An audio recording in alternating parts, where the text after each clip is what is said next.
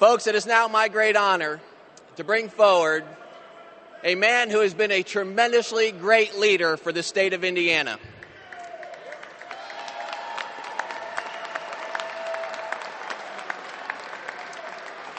If there is one word that we would use to sum up Governor Daniels, that word, in my estimation, would be leadership.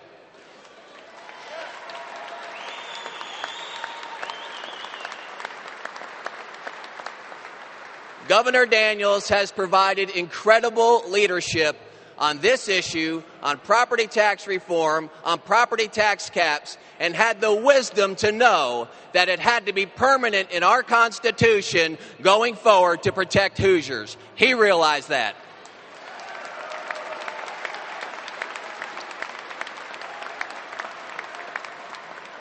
Without further ado, ladies and gentlemen, would you please give a great Hoosier welcome to the Governor of Indiana, Mitch Daniels.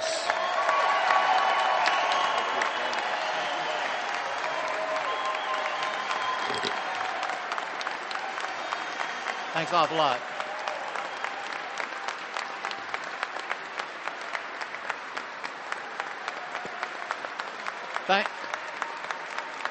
Thank you.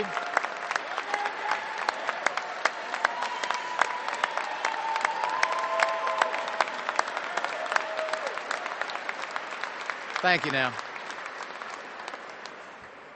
I want to thank you, first of all, for allowing Becky and me to be your guests. This is your house. Let me just say, this place never looks better than when it's full of taxpayers standing up for their rights. We need to see you here more often.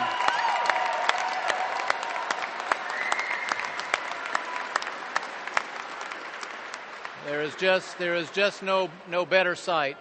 Let me just say a couple very quick things and words of thanks. You know, it was on this spot less than a year ago when we made history and signed the bill that you made possible. And if you will just think back, if it seemed important in the summer of '07, in the fall, in the spring of 2008, if it seemed important then to cut the property taxes of every Hoosier family and business by a third or more and to cap them forever, think how much more important it is now when people are hurting.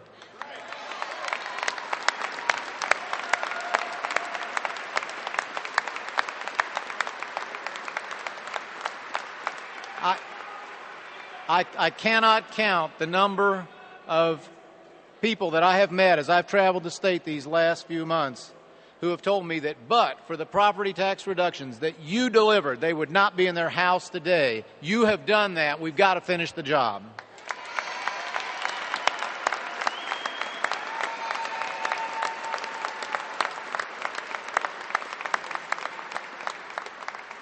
So let me not take long. These things you know. We have one step and only one step left. There is no reason for delay. Not one thing.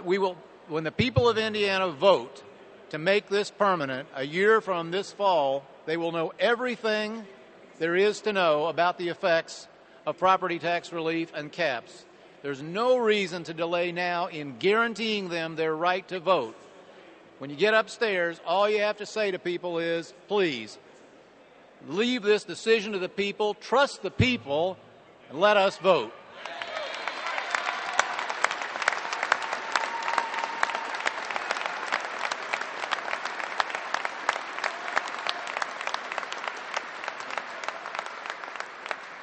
Now, people say to me all the time, they say, but we smell a rat.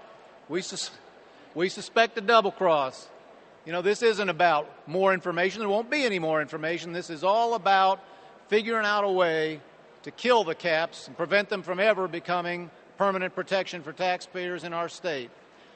I say, let's assume the best. Let's take a positive stance. When you get upstairs, be positive and encouraging. Remember that a huge majority in both houses, in both parties, voted for this reform. All we're asking them to do is finish the job.